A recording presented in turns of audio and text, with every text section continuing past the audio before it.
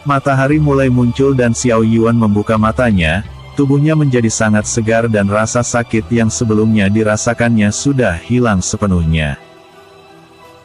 Saat ini kekuatan tubuh fisik miliknya dapat menyaingi kultivator tingkat penempaan tulang lapisan ketiga. Sekarang dia memiliki modal untuk menjadi murid dalam dan Xiao Yuan tidak sabar menunggu pertarungan 2 minggu dari sekarang. Jiwa Xiao Yuan masuk ke dalam liontin dan mulai mencari sesuatu. Pedang Dewa Petir bergerak ke arahnya dan Xiao Yuan menangkapnya dengan satu tangan. Sekarang pedang ini sudah terhubung dengannya dan sangat mudah untuk menyimpannya di dalam liontin. Sudah waktunya untuk memeriksa batu itu. Xiao Yuan melihat ke arah batu yang sebelumnya disimpan dengan paksa oleh liontin emas miliknya. Hajat pedang. Xiao Yuan mencoba untuk memahami arti di balik tulisan yang ada di batu itu. Tiba-tiba batu itu mengeluarkan dengungan yang sangat kuat, ki pedang yang sangat kuat keluar dari dalam batu dan melesat ke arah Xiao Yuan. Ark! Ki pedang itu tepat menusuk dadanya dan membuat Xiao Yuan mengerang kesakitan. Jiwanya mengalami guncangan yang besar dan Xiao Yuan mulai memahami sesuatu. Setelah menerima ki pedang dengan jiwanya perlahan dia mulai mendapatkan sedikit pemahaman dalam niat pedang. Xiao Yuan mulai bermeditasi dan ki pedang terus-menerus muncul, rasa sakit pada jiwanya menjadi jauh lebih kuat. Akan tetapi dia mulai mengerti dari niat pedang yang sebenarnya yang tergambarkan pada batu itu. Setelah mengalami 121 tusukan dari ki pedang perlahan Xiao Yuan membuka matanya dan mengambil pedang Dewa Petir. Ki pedang yang kuat melesat ke arahnya dan Xiao Yuan memutar tubuhnya, dia menebas ki pedang itu dan membuatnya hancur. 5 ki pedang keluar dari dalam batu dan melesat ke arah Xiao Yuan. Melihat hal ini Xiao Yuan menebas ke depan dan memunculkan niat pedang yang sangat kuat. Kedua hal ini saling bertabrakan dan hancur bersamaan di udara. Senyum bahagia muncul di wajah Xiao Yuan, dia tidak menyangka setelah menahan rasa sakit dalam pemahamannya. Xiao Yuan berhasil memahami niat pedang yang kuat, sekarang dia bisa disebut sebagai kultivator pedang. Xiao Yuan menutup matanya dan bergumam, niat pedang pembunuh. Tidak boleh keraguan di dalam hati pengguna, lurus dan tegas. Bunuh tanpa ada keraguan. Aku tidak tahu siapa orang yang menciptakan hal seperti ini, tapi orang ini pasti memiliki pemahaman yang tinggi dalam niat pedang. Bahkan untuk menciptakan teknik pedang seperti ini bukanlah sesuatu yang bisa dilakukan oleh master biasa. Xiao Yuan perlahan membuka matanya dan jiwanya kembali ke dalam tubuhnya. Setelah seminggu lebih melakukan pelatihan akhirnya dia benar-benar menguasai niat pedang pembunuh dan memunculkan ki pedang. Aku sudah tidak makan untuk beberapa hari, sepertinya aku harus mengisi tenaga terlebih dahulu sebelum pergi ke aula kontribusi. Xiao Yuan berdiri dan mulai membuat makanan untuk dirinya. Setelah selesai melakukan kegiatannya Xiao Yuan bergegas pergi ke aula kontribusi untuk menukar bahan obat yang sudah dikumpulkan waktu. Seorang lelaki tua sedang duduk dengan malas di sebuah konter, dia adalah tetua yang bertugas untuk mencatat barang-barang dan poin kontribusi setiap murid. Tetua itu bernama Jiu Fan dan Xiao Yuan cukup akrab dengannya. Biasanya dia hanya memanggil dengan sebutan Tetua Jiu. Xiao Yuan masuk ke dalam aula dan Tetua Jiu membuka matanya. Apakah kau ingin menukarkan bahan obat lagi Yuan kecil? Tetua Jiu berdiri dengan malas. Benar. Xiao Yuan meletakkan keranjang obat di atas meja dan berkata, berapa banyak poin kontribusi yang aku dapatkan?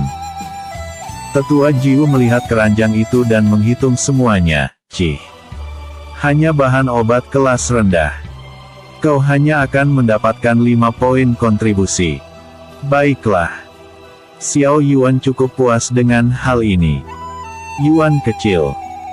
Aku akan berterus terang denganmu, tempat ini adalah neraka untuk orang sepertimu. Lebih baik kau kembali saja ke keluargamu dan hidup dengan tenang, kau anak yang baik dan aku tidak ingin melihatmu menderita. Tetua Jiu berkata dengan jujur. Aku tidak memiliki tempat untuk kembali, walaupun tempat ini adalah neraka, aku tidak keberatan sama sekali. Aku percaya semua usaha yang aku curahkan tidak akan mengkhianatiku. Kalau begitu aku akan pergi terlebih dahulu. Xiao Yuan memberi hormat dan berjalan keluar. Tunggu sebentar. Tetua Jiu mengeluarkan sebotol pil roh dan memberikannya kepada Xiao Yuan. Gunakan ini untuk latihanmu. Sebentar lagi ada kompetisi untuk memasuki gerbang murid dalam. Aku ingin lihat seberapa besar usahamu untuk maju. Terima kasih. Aku tidak akan mengecewakan Tetua Jiu. Xiao Yuan menyimpannya dan keluar dari aula kontribusi. Xiao Yuan berniat untuk pergi ke gunung dan mencari bis yang layak untuk digunakan untuk mencoba bertarung. Sebuah sosok muncul di dalam kegelapan dan orang itu adalah Master Sekte Langit yaitu Liu Xi. Aku tidak tahu kalau seorang master sepertimu akan memberikan perhatian lebih padanya, tapi aku cukup senang dengan keteguhan hati bela diri murid itu. Liu Xi duduk dengan santai dan mengelus jenggotnya. Jika kau sangat suka, kenapa tidak angkat saja dia sebagai muridmu? Tetua Jiu berkata dengan santai dan duduk berhadapan dengan Liu Xi. Anak itu belum memiliki kelayakan dan dengan sifatnya yang keras mungkin dia tidak akan mau menjadi muridku. Tetapi jika dia bisa berkembang dan masuk peringkat murid dalam, mungkin aku akan menawarkan kesempatan ini padanya. Liu Xi berkata dengan jujur. Ini kembali ke dalam pegunungan dan mencari sesuatu yang baik. Kali ini dia akan mencoba untuk masuk lebih dalam dan mencari bis yang cocok untuk latih tanding. Sepertinya aku mendengar sesuatu. Xiao Yuan mendengar beberapa orang yang bergerak ke arahnya. Segera dia naik ke atas pohon dan bersembunyi. Beberapa orang dewasa terlihat babak belur dengan noda darah di pakaian. Mereka baru saja mengalami pertarungan yang sengit dan sepertinya mereka adalah pemburu. Sialan. Kita harus melaporkan ini kepada yang lainnya dan mengumpulkan orang untuk menghadapi Raja Kera Api. Kata salah seorang pria dengan kesal. Benar. Jika kita bisa mendapatkan buah lilin api maka keuntungan yang kita dapatkan pasti sangatlah banyak. Mengingat buah ini dapat mengembangkan atribut api di dalam tubuh kultivator, setidaknya Sekte Langit pasti mau membelinya dengan harga yang mahal. Xiao Yuan tidak sengaja mendengar hal ini dan sedikit tertarik. Harta seperti ini tidak bisa dia lewatkan begitu saja. Selama dia bisa mendapatkan buah lilin api maka menguasai atribut api bukanlah hal yang mustahil. Setelah mereka melewatinya, Xiao Yuan memikirkan beberapa hal. Dia harus mengambil buah lilin api terlebih dahulu sebelum mereka datang membawa banyak orang. Persetan dengan mereka. Selama mereka belum mendapatkannya maka mereka tidak berhak mengklaim buah lilin api. Xiao Yuan melompat ke bawah dan mengikuti jejak yang mereka tinggalkan. Setelah beberapa waktu akhirnya Xiao Yuan sampai di lokasi buah lilin api. Di sana terdapat sebuah pohon dengan tinggi 2 meter dan Raja Kera Api duduk di sekitarnya. Terlihat beberapa mayat di tanah dan mungkin orang-orang itu yang sebelumnya datang ke tempat ini dan berakhir mati. Raja Kera Api memiliki kekuatan yang setara dengan tingkat bumi lapisan pertama. Ini mungkin akan sulit tapi bukan berarti Xiao Yuan akan menyerah begitu saja. Sejak awal kedatangannya ke sini untuk mencari bis yang cocok untuk latihannya, Raja Kera Api sangat kuat dan hal ini akan cocok untuk mencoba niat pedangnya. Xiao Yuan perlahan keluar dari semak dan melesat ke arah Raja Kera Api. Melihat hal ini Raja Kera Api menjadi sangat marah dan menerjang Xiao Yuan dengan pukulannya. Pukulan Raja Kera Api memiliki aura panas yang luar biasa dan Xiao Yuan tidak berani mengabaikannya. Xiao Yuan mendesaki miliknya dan atribut petir merangsang tubuhnya. Xiao Yuan memilih untuk beradu pukulan dengan Raja Kera Api dan membuatnya terpental ke belakang. Tangan kanannya seakan mati rasa dan Xiao Yuan menggelengkan kepalanya. Kekuatan tubuh fisiknya memang meningkat dengan drastis namun belum layak untuk menghadapi tingkat bumi. Sepertinya aku terlalu percaya diri dengan sedikit pencapaian. Xiao Yuan berkata dengan kesal. Raja Kera Api sekali lagi melompat ke arah Xiao Yuan dan berniat memukulnya. Melihat hal ini Xiao Yuan menyilangkan tangannya dan menahan pukulan Raja Kera Api. Asteris bang. Asteris.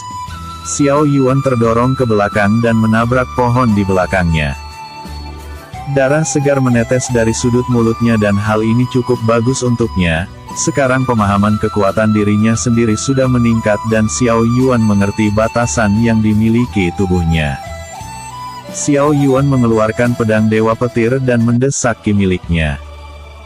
Xiao Yuan melesat ke arah Raja Kera Api dengan kecepatan yang jauh lebih cepat dari sebelumnya. Dia berpikir untuk menyelesaikan semuanya dengan cepat sebelum banyak orang yang datang ke tempat ini.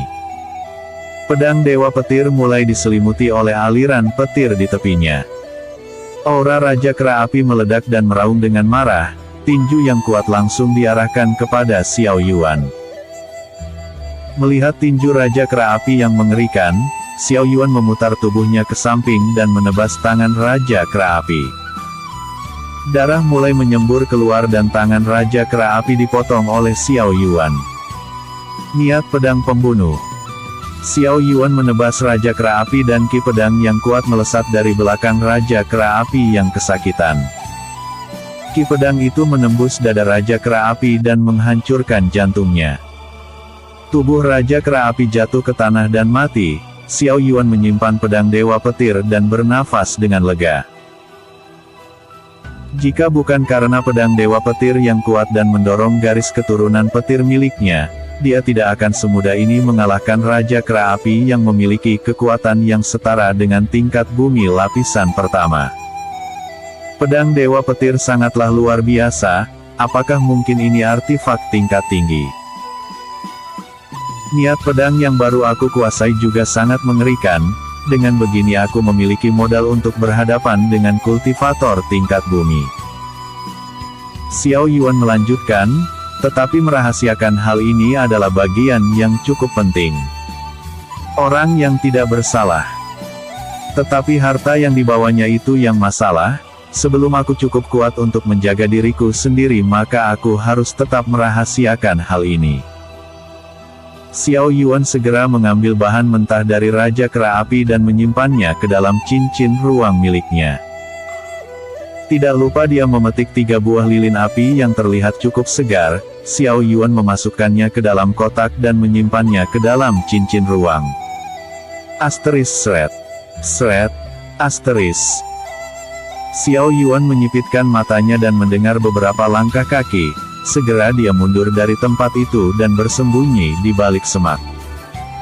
Beberapa orang muncul dan salah satunya adalah murid Sekte Langit yang dia kenal. Xiao Yuan tidak bisa menahan senyum dan menantikan hari ini. Murid itu adalah Ban Ra dan Xiao Yuan ingin menyelesaikan keluhan atas tindakannya waktu itu. Surga menolongku. Akhirnya kita bertemu lagi di luar. Jika di dalam sekte aku tidak akan berani melakukan tindakan. Tapi, hehehe. Selama di luar maka tidak akan ada yang tahu apa yang terjadi padamu nanti. Xiao Yuan tersenyum seperti seorang iblis yang haus darah.